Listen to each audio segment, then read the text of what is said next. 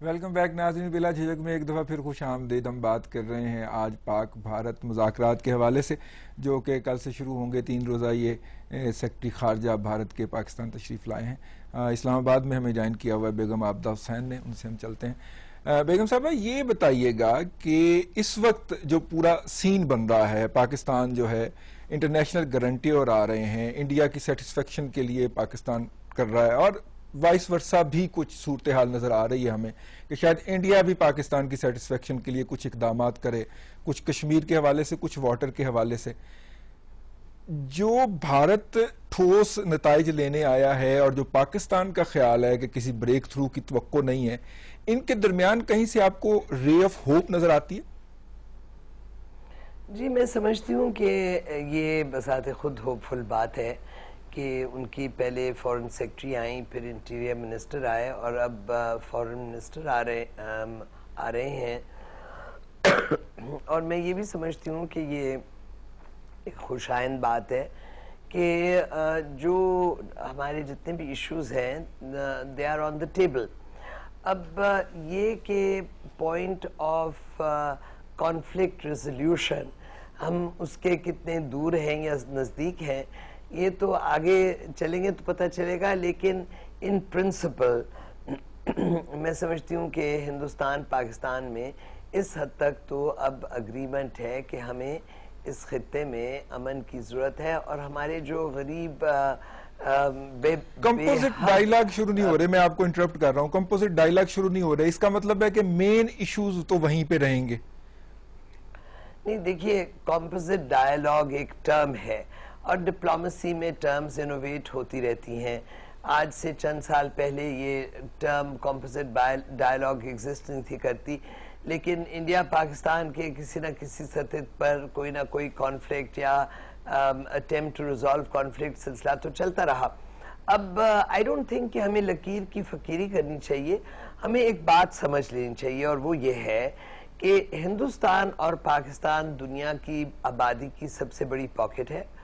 اور سب سے زیادہ دنیا کے غریب لوگ ہندوستان اور پاکستان میں بستے ہیں، اور یہ وہ لوگ ہیں جو کہ بہت پیشنٹ لوگ ہیں اور بہت عرصے سے منتظر ہیں کہ ان کے حالات بہتر بنائے جائیں۔ اور یہ اب آج کی دنیا ایسی دنیا ہے کہ impatience has become more visible than patience۔ تو انڈیا کی اسٹیبلشمنٹ بھی اور پاکستان کی اسٹیبلشمنٹ بھی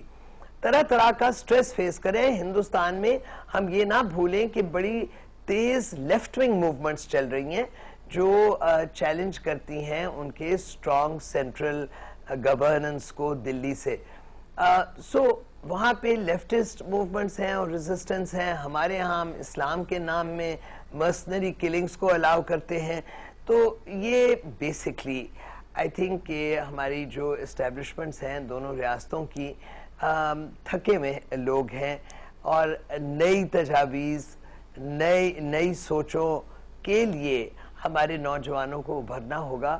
میں یہ سمجھتی ہوں کہ جو تیسری جنریشن ہے پارٹیشن کے بعد، اب وہ آگے آ رہی ہے۔ ہندوستان میں راہل گاندھی آگے آ رہا ہے، وہ 3rd جنریشن ہے، اور اس کے جو ہم عمر کاؤنٹر پارٹس ہیں پاکستان میں، انہوں نے لامحالہ ایک دوسرے کی جانب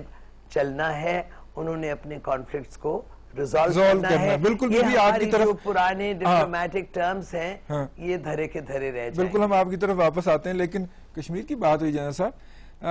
جو ٹریک 2 والے آج کل شور مچا رہے ہیں، اور خورشید محمود قصوری صاحب نے تو بارہا یہ کہا کہ کشمیر کا ایشو سالو ہو چکا تھا جی، اور جو وہ سولوشن ہمارے سامنے اناؤنس کرتے ہیں وہ یہ تھا کہ دونوں ملکوں نے اپنی فوجیں ودرا کر لینی تھی، کشمیر انڈیپینڈنٹ، اور دونوں کشمیر کے لوگوں کو دونوں ملکوں میں انڈیپینڈنٹلی آنے جانے کی اجازت۔ اس طرح کا سولوشن اور اس طرح کی جو بات ہے، کیا خیال ہے ہمارے مائنڈ سیٹ میں، جو ایک جو رائٹسٹ کا مائنڈ سیٹ ہے یا ہماری فوج کا جو مائنڈ سیٹ ہے، اس کے لیے ایکسیپٹیبل چیز ہو سکتی ہے؟ جی، پہلے تو جہاں تک قومی ہماری جو انٹرسٹ ہیں ان کا تعلق ہے، میں نہیں سمجھتا ہوں کہ کوئی مائنڈ سیٹ بھی اس کو اوور رول کرے۔ لیفٹ اور رائٹ دونوں ایک نیشنل مائنڈ سیٹ کو ریپرزینٹ کرتے ہیں، ایک نیشنل ایٹیٹیوڈ کو ریپرزینٹ کرتے ہیں، that should be welcome, because صرف رائٹ ہی نہیں ہو سکتا، اس کا اپوزٹ لیفٹ بھی ہونا چاہیے، تبھی بیلنس رہے گا۔ بالکل، تو mindset should not overshadow the state policy, پہلی بات۔